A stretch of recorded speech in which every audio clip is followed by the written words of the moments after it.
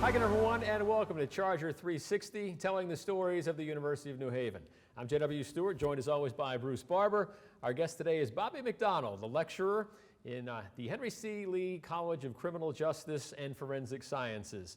So Bobby has a long, interesting history, and we'll talk about that. But first, Bobby, we mentioned the name of the show, Charger 360. You and your family have kind of come full circle here at the University of New Haven, haven't you? Yeah, J-Dub, great to be here with you. I am a Charger. My father is a Charger. Yep. My father graduated here in 1964 when the campus was just the main building. I graduated here in 1986 with a bachelor's in criminal justice, and again in 1995 with a master's in criminal justice. And it was great. I met you at an alumni event and then was fascinated to hear your journey from this campus in West Haven. So take us from the beginning. You graduate and... Okay. I was very fortunate to get my first job as a state probation officer in Connecticut as a result of my internship while I was going to school here my senior year. I spent 3.5 years as a state probation officer, and then 5 years as a federal probation officer, 21 years as a Secret Service agent, retired in 2015, and then spent 5.5 years with the National Basketball Association in their global events department. So yeah. I've had a great run, and now I'm back where it all started. Yeah. Hey, and it's amazing to be able to come here to the University of New Haven and learn from someone like Bobby, who's done all these amazing things. As a sports fan, I always gravitate towards the NBA. Tell us a story about your time at the NBA that maybe kind of summarizes the league and the importance of security. Well, I think the NBA has been very much the tip of the spear in professional sports security. You know, we're the only sport, or they are the only sport, where a fan on the sideline can reach out and touch one of the players.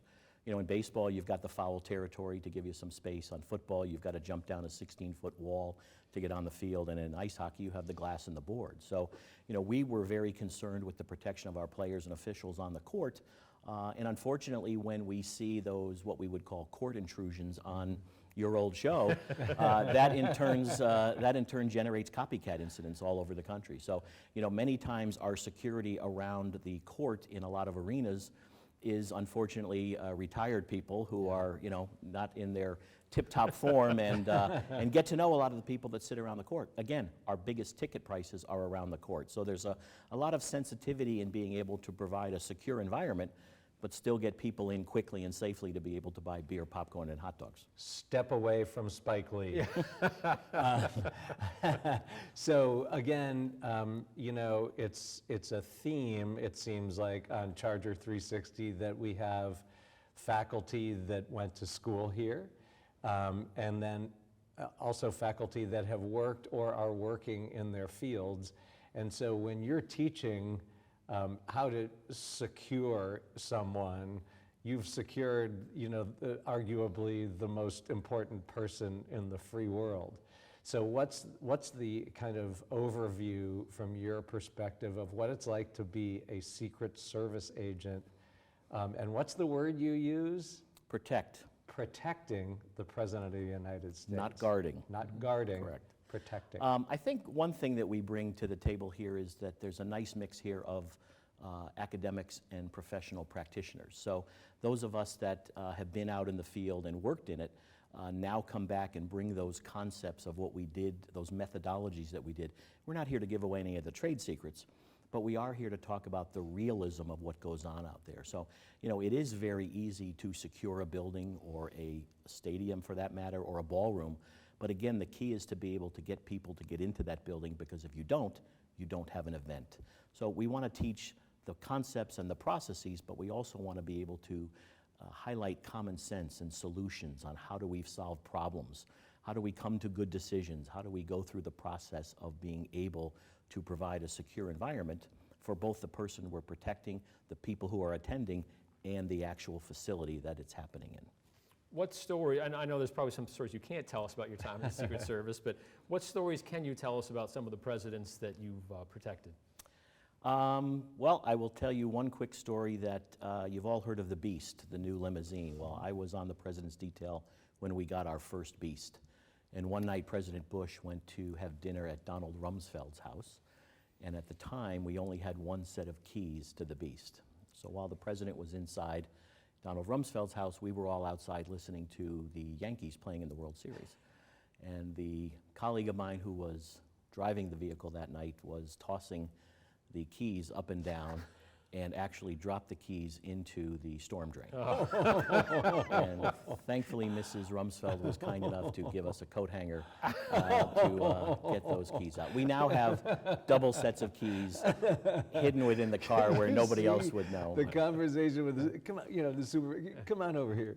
You dropped the keys to the beast down the storm drain. And look, that's an example of real life things happening, and then having to come up with a solution to figure out how do we get that out of there, and thankfully we did. And actually, and then jumping back to the NBA, you've had such what a career, but you were in the bubble during lockdown with the WNBA, correct? I was, correct. Yeah, tell us a little I about spent that. 105 days in Bradenton, Florida, in a hotel. We had all of the teams housed and all of the support personnel housed in one hotel. We took over the IMG Academy, which is a large athletic academy down in Bradenton. We also took over the Feld Studios, which is where Disney on Ice and Ringling Brothers used to house out of, and that was where we built 2 courts.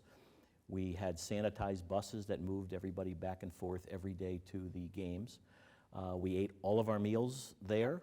We were tested every single day for 105 days, and thankfully survived it. You know, I'm a germaphobe. I wish I could live my life like that. That is just awesome. Meantime, the NBA bubble's going on at Disney World. Everyone Correct. would think, hey, 100 some odd days at Disney World is great, but that's not always the case. No, it's not. It's almost akin to being in prison because you can't go anywhere other than the sanitized location. So I then did 60 days in Disney myself with the G League following the WNBA situation. So again, Disney's a wonderful place, but if you're not hitting the rides and you're only in the hotel and eating the same food every day, it's not a lot of fun. So it's such an amazing career. What do you, I'm sure students approach you all the time and they've got ideas about what their dream job is, but you know, as you knew, it's a long road. So what advice do you give a student who's interested in some of these fields? The first thing we have to do is dispel the myths that it's like Quantico on TV or 24 or any of those TV shows that you never see anybody gassing their car, doing any paperwork, reloading their gun after bullets. I mean, that's the reality of things. And we need to talk about character and being able to get the job, first of all. First of all, you've got to be physically fit.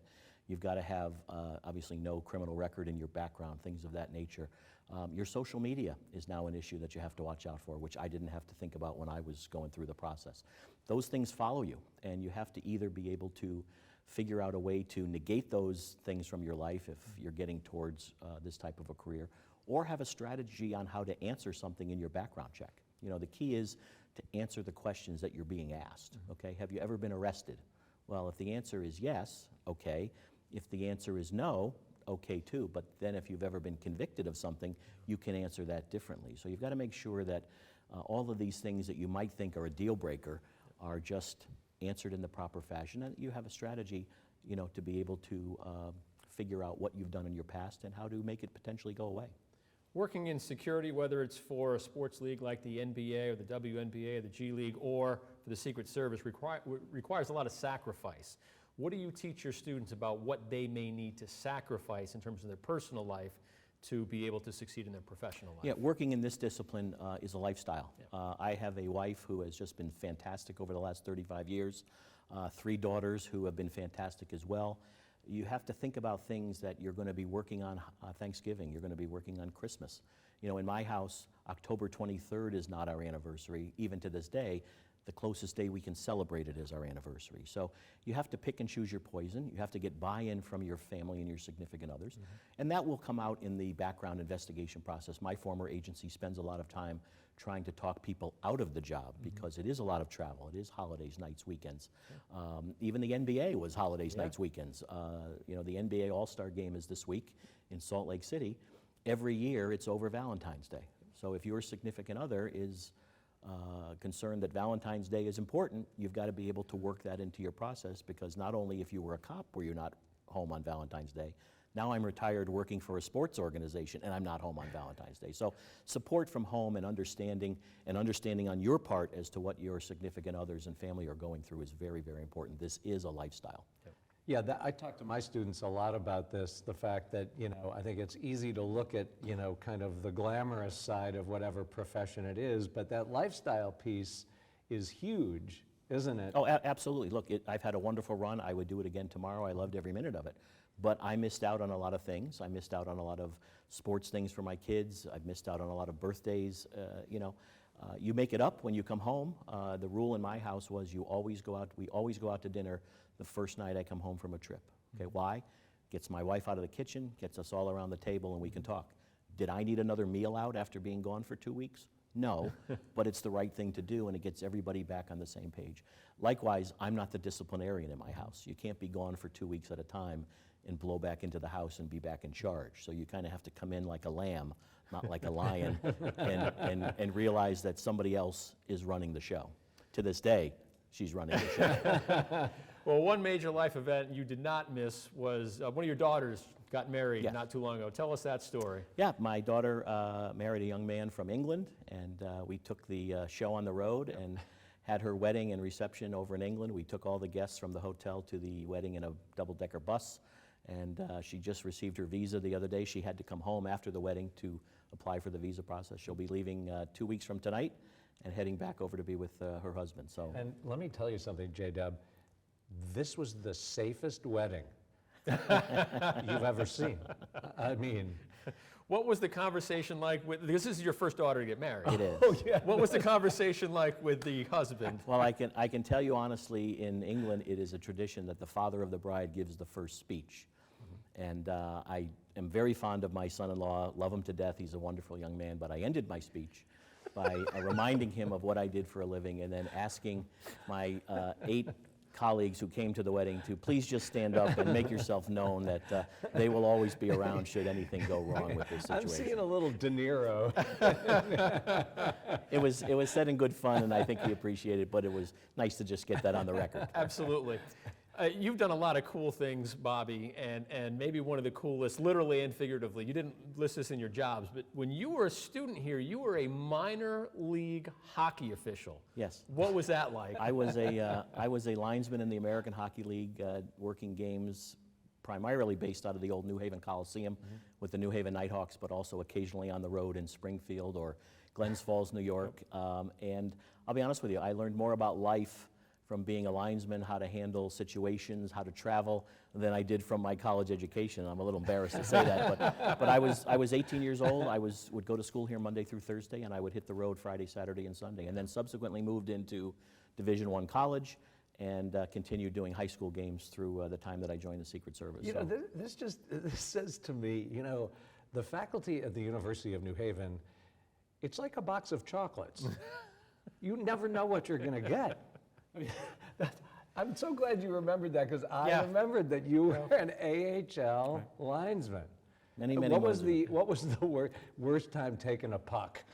Well, we didn't wear helmets back then, and we also started wearing much more padding during that time. It used to be just leg guards and elbow pads, and that was all you had. And then they came out with something called Cooperalls, which were more of a girdle-type padding situation. So it got a little better over time. Because the linesmen, when they're clearing around the boards, you take some shots. It was tough, but it was. I still have many friends that we got very close because you're traveling together and staying in lousy hotels and eating lousy food. But again, a wonderful, wonderful experience that's been part of my my background. Was it like the movie Slapshot? In some instances, you know that question's coming. It was slightly better. Let's put it this way. Games on Sunday nights after the teams had games Friday night and Saturday night were a little bit tested. That's fantastic. There weren't many whistles. You know what I mean. Can you still skate? I haven't in quite a while. I can, but I have not in quite a while. Yeah, let's go. Except it's pretty warm this winter. Yeah. So, but, that's amazing. Bobby, I just feel like we're so lucky to have you at this university, and doing this is such a joy, because I feel like we're really peeling back the onion on a lot of people, but it's to have someone with your incredible background teaching our students, it's a gift. Well, I appreciate it. I love being here. I love the interaction with the students. I have a great time. They keep me sharp and keep me young, and it's not all about storytelling. It's about talking about the concepts that we're trying to teach and then kind of melding in some stories with it to try to keep it light. So I think the kids appreciate the honesty and the ability to tell it like it is, give them a little tough love every now and then to get them through the process. Because we can get them to their degree, but then they've got to go out and get the job. So it's about prepping them for that process that, again, is a little bit arduous at times and can be lengthy. Bobby McDonald from our Henry C. Lee College of Criminal Justice and Forensic Sciences. Bobby, thanks for being here. Always great to see you, buddy. My pleasure. Thank you, guys. Yep. So that'll wrap up another edition of Charger 360, telling the stories of the University of New Haven. As Bruce says, who knows who we're going to have on the show next time. Tune in next time to find out. Until then, for Bobby, for Bruce, I'm J-Dub. Thanks for watching. See you next time on Charger 360.